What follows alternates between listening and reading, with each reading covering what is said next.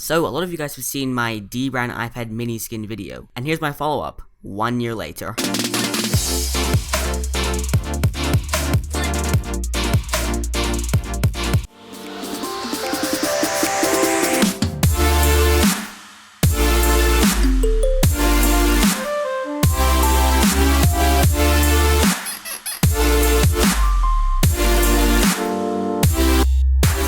The Dbrand iPad mini skin has now been on my iPad for about a year now. Now, the iPad is something I use every day, but it doesn't actually travel around with me everywhere. It's not like a laptop in that factory. It pretty much stays at home. It's used for playing games, watching YouTube, looking at Twitter, and maybe watching Netflix every once in a while. How has the skin held up after a year? One of the questions on my mind when purchasing the skin was, how long would this thing last on my device? Would it last more than 3 months, 6 months, 9 months, or 12 months? And to be honest, it lasted much better than I expected. Yes, there is some peeling and tearing every here and there on the skin, but other than that, it's lasted quite well, and the skin's quality definitely shows, seeing that it's been on my device for about a year now. Okay, the biggest issue I've had with this skin is the corners, mainly the power button corner and the headphone jack corner. They are peeling. They started peeling probably about 4 months ago. And I don't know if I didn't apply it correctly, which is most likely the case, or the adhesive just isn't that bad, or I've been getting side chipping, because this thing does go in and out of bags sometimes. I don't know. But I'm going to assume it's me who's made this error. I did try reapplying it about 2 months ago, going with the hairdryer route. I just don't think that's recommended.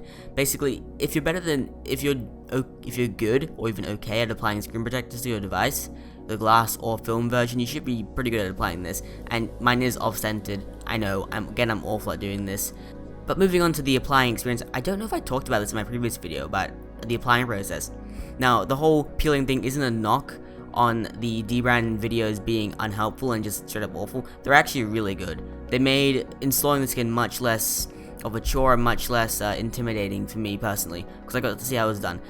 And the videos they're quite good, and installing it is easy. As long as you're not a putz like me, you should be able to get it on pretty well. And one of the only weird things about the skin is that they require a hairdryer. And honestly, I don't know many single dudes who own hairdryers. That's kind of weird, but it makes sense, because these skins are similar to the automotive skins, which require a heat gun. Okay, now back onto the peeling on my device. I straight up neglected the peeling on my device for 3 months. Like, it was peeling, I was like, this is fine, I'll just, rub it back in. But I straight up neglected it, and I even tried reapplying heat from a hairdryer once again, and just see if I can get it to reattach. And I don't think it's recommended. I don't know what Dbrand's recommendation is for fixing skins in this kind of not so applied peeling state. But other than, buying a completely new skin. Other than the peeling, the skin has held up. It's actually really quite good. I can honestly see the skin being on my device for 1, if not 2 years more. Basically, I think the skin being left on the device will probably outlive the device itself. Okay, with the peeling issue out of the way, I'm now going to talk about the device coverage. The Dbrand skin covers, it leaves the corners disappointingly not covered. And maybe it's because you can't get the material to cover it due to how physics and stuff works, and the curving and bend radius of the specific corners. Different devices have different coverage, and some devices have pretty awful coverage. Like the iPad mini. I wish it covered more of the sides. I wish the corners weren't exposed like this. I just wish there was less metal being exposed. Maybe it's not possible because of the material, or maybe it is possible. I don't know. But one of the weird things is some phones get really good coverage, some phones get absolutely horrific, awful coverage. Well, not awful, just okay. I wish there was more coverage, kind of a coverage thing, if that makes sense. Specifically for the Dbrand iPad mini skin, there wasn't that much skin customization. Some devices you get to really customize the skin, choose cutout holes, you can even cover up the logo and, Dbrand the device, as bad a joke as that is. I really wish the iPad mini had some form of an option to allow me to not show the Apple logo. I've actually really been looking at laptop skins, and I wish you didn't need to show the logo for those skins. But I can see how that would make the installation process, especially with a person like me, a little bit harder. But honestly, skin customization it's pretty good. And now to wrap up the video. Today, 2016, 2015, modern smartphones have become very slippery.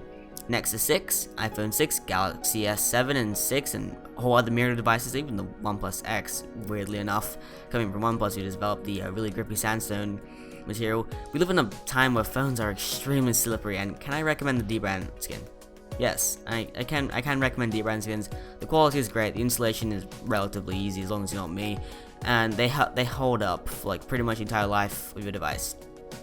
and they don't add that much bulk, and I can genuinely recommend skins over cases. So one more nego. Dbrand, can you please make a MacBook skin? Just please make a MacBook skin without the Apple logo cut out. I don't like the light up Apple logo. There's no specific reason. I just don't like it. Okay, guys, thanks for watching my review and opinion on not just the Dbrand Apple Mini skin, probably some other Dbrand skins, and kind of my few suggestions for Dbrand to improve their company. Thanks for watching the video, guys. Please rate, comment, and subscribe. Bye.